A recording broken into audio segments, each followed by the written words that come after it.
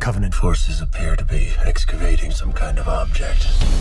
Paramount's Halo series marks an interesting departure for the franchise. Up until now, all the Halo media, the games, the novels, the comics, the previous live-action web series has taken place within the same continuity. However, this live-action series breaks tradition by establishing its own continuity separate from that of the games and their various tie-ins. Even after one episode, it's clear that approach was the right call.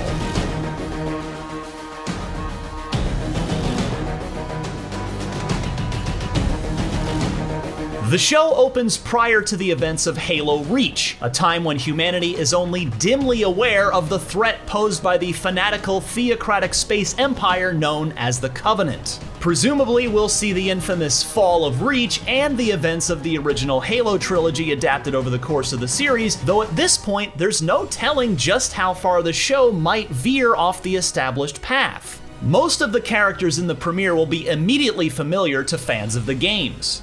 Pablo Schreiber of The Wire stars as the iconic Spartan warrior John 117, aka Master Chief, and he's flanked by Bokeem Woodbine's Soren 066 and Kate Kennedy's Kai 125. The pilot introduces a number of other familiar UNSC faces like Natasha McElhone's Dr. Catherine Halsey, Danny Sapani's Captain Jacob Keyes, Olive Gray's Miranda Keyes, and Sabana Azmi's Admiral Margaret Parangoski. However, it's the new characters introduced here, including insurrectionist Quan Ha Bu, played by Yaren Ha, and the mysterious Maki, Charlie Murphy, that hint at the deeper changes to a familiar story.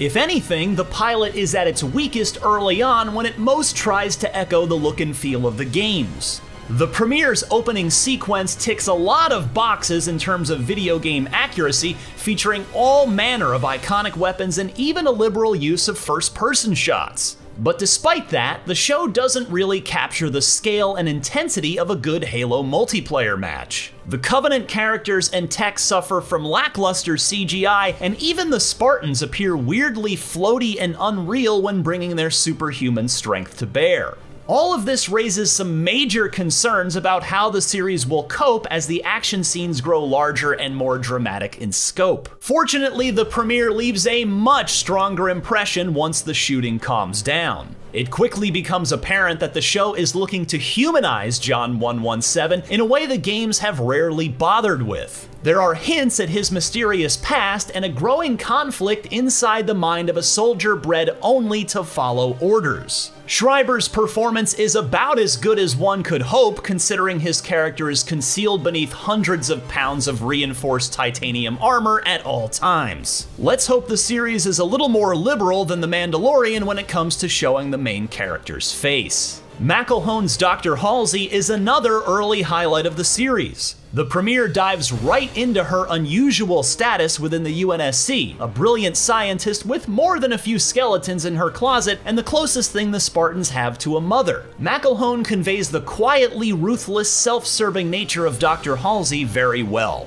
Maki's story is also immediately intriguing and one of the clearest examples of how the series is diverging from the source material. It's actually surprising that the series isn't playing its cards closer to the vest where Maki is concerned. But that also means the story gets off to a brisk start with none of the plotting setup you might expect from a pilot episode. The series instead immediately sets out to show fans exactly why this isn't a mere adaptation of the games they've played before, and there's a lot to be said for that approach.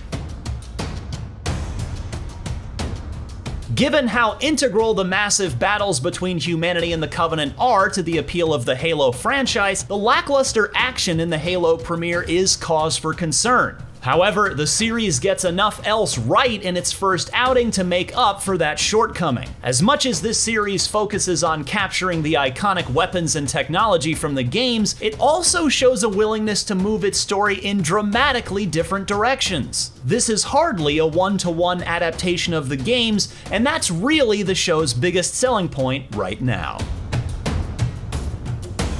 For more on the Halo TV series, don't miss our exclusive behind-the-scenes featurette about bringing Master Chief's weapons to life, and for all things Halo, keep it right here on IGN.